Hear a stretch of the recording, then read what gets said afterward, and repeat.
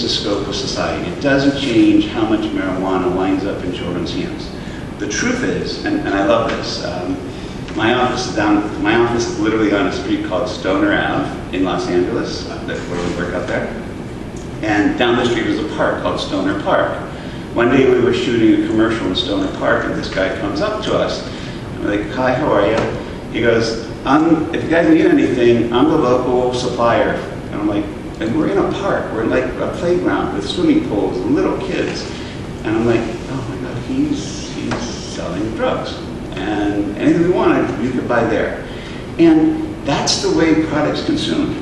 I didn't buy. This was bought just 2 days ago here in Ohio from a Delta 8 store that legally is selling this product. Let's see if I can get it on camera. That you're buying, that can be bought on the street, that can be bought in a Delta 8 store, which Delta 8 stores sell tobacco. Delta 8 stores sell vaping equipment. Delta 8 stores, this is not regulated, this is not tested. I have no idea what's in here. And my problem is, this can hurt you. If you go into an adult store and buy legal marijuana, this was purchased legally from an adult marijuana store, yes, it comes in a container, but the information you get on everything you buy, it's tested, it's regulated. You know there's no mold, there's no mildew, there's no insecticides, there's no pesticides. You know the age of it. It's got a vacuum form, a thing inside to keep the product moist. It's regulated by the state. These labs are tested every week to make sure that when they put out information about the product, you know what you're consuming. And I just want the consumer not going to a street corner or not going to a Delta 8 shop buying stuff that they don't know what they're getting that could hurt them, to turn it into something that's safe. And at the end of the day, marijuana is like alcohol. It's, you know, the name of our campaign. And the reality is, these types of products, if marijuana is being consumed in Ohio right now, the statistics say, this chart says, over 20% of the populace buys marijuana annually. That's adults in Ohio, between 1.5 and 2 million people this week, this past year, bought marijuana in Ohio.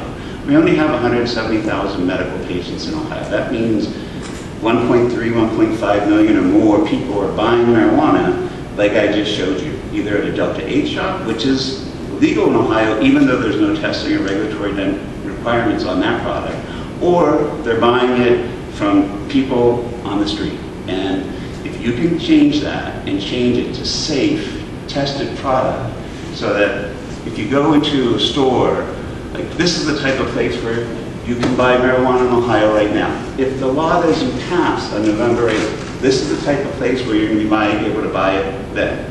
If you pass it, this is literally a marijuana store in Baltimore that I was in on Monday, that you have to be 21, you have to show your license, you have to check in before you take the product out. You get the bag from them that's sealed, that's tested, that comes from the state, that's stored in vaults that are temperature controlled, so that you make sure that what the people are interacting with is so much better than what was before.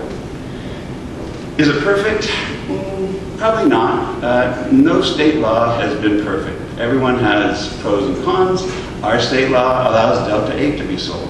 Michigan, which has some issues, has some problems, still does not allow Delta 8 to be sold. So at least in Michigan, you have more control in that market than you do here.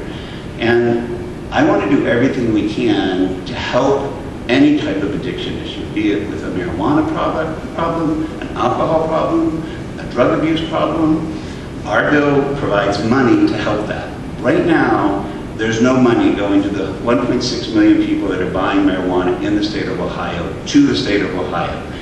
It might go to Michigan, and people in Michigan are getting tax dollars to help their state, which we don't have in Ohio. So, in my mind, nothing's perfect. Is this law perfect? I don't know, there's probably flaws in it. Every state law that's been out there's had flaws, but what has worked for me is that it's such a better product, it's such a safer product than what has been being sold my whole lifetime the other way.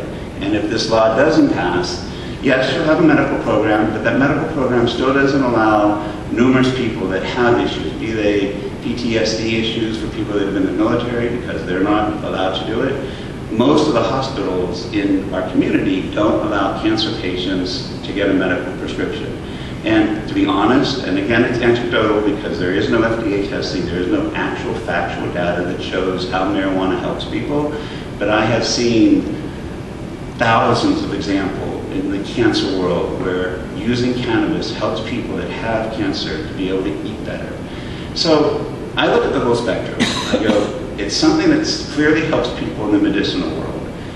But in the place where people use adult consumption and want to use it instead of alcohol, instead of other things. Do I want them to go to work high? Absolutely not. Do I want them to go to work drunk? Absolutely not. I had to defend 20 years ago here in Ohio in one of our businesses where they wanted to set up a beer dispensing machine on the floor of the factory. That's dumb, and that shouldn't happen. And in the same way, people shouldn't come high to work. They shouldn't have marijuana in them, they shouldn't have alcohol in them. From every state I've been exposed to, from every job environment I've been involved in, because I've been involved with a lot, it doesn't change. What does change is for those 1.6 million people that are buying marijuana right now, that could hurt them. It gives them a way to buy safer, tested, regulated product. I have one last point, because we really differ on one interesting issue, is I'm a huge advocate of high THC. Not that I don't respect your position, because if it's abused, yes, that's not a good thing. But if you use it properly, which is what I purport, you now have to use less. So when we were young and marijuana was only 3%, marijuana cigarettes looked like the Cheech and Chong stuff for these big things. All of that product that was not giving you the effect that you were after was going into your body, and it had oils, it had things in it that can hurt you, things that can cause cancer. So by increasing the THC level, if your desire is to have a reaction that's calming that helps you eat, or whatever the function that you're interacting with the product is, you can take much smaller doses with higher THC levels.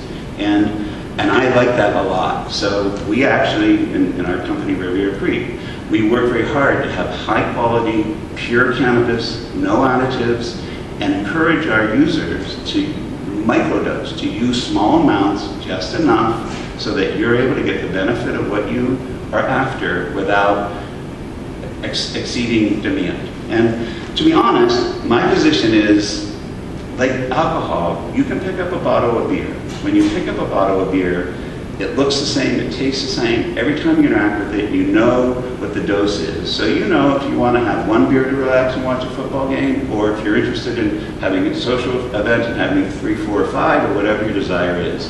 Marijuana needs to get there. By regulating, testing, and establishing clean, safe distribution systems, it helps us take steps to find ways so consumers, when they interact with marijuana, know what they're getting, can be responsible to how to interact with it, and hopefully avoid challenges. So at the end of the day, what does issue 2 do?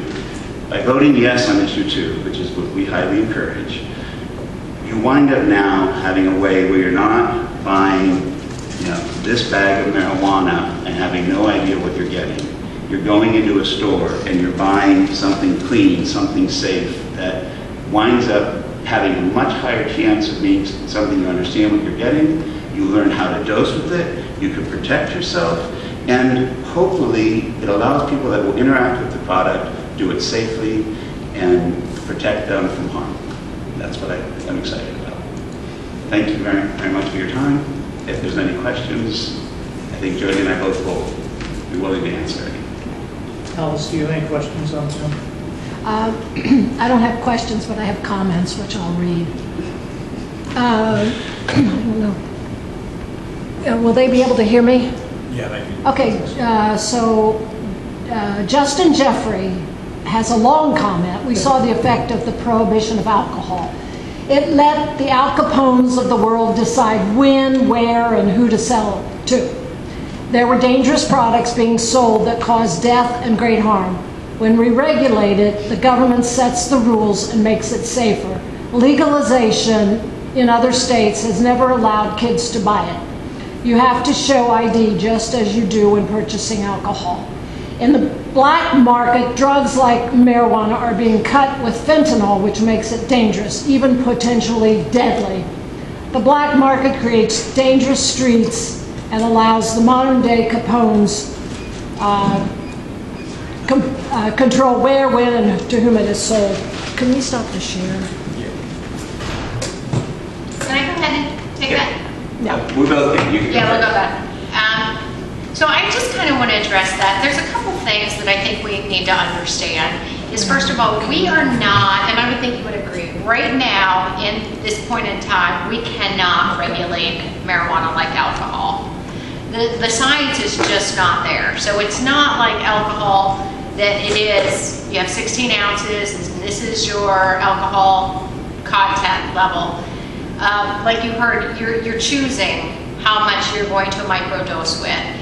And again, I think one of the concerns with those high THC potency is, again, the research just is not here yet. I was listening to a talk from the director of the National Institute of Health, and what he was saying is there's a hypothesis right now is as THC goes up, the CBD level goes down. So we don't even know, like smoking the 3% Cheech and Chong joint, did it still have more protective factor? Because naturally occurring in the plant, there's a ratio between CBD and THC. When you jack up the THC potency,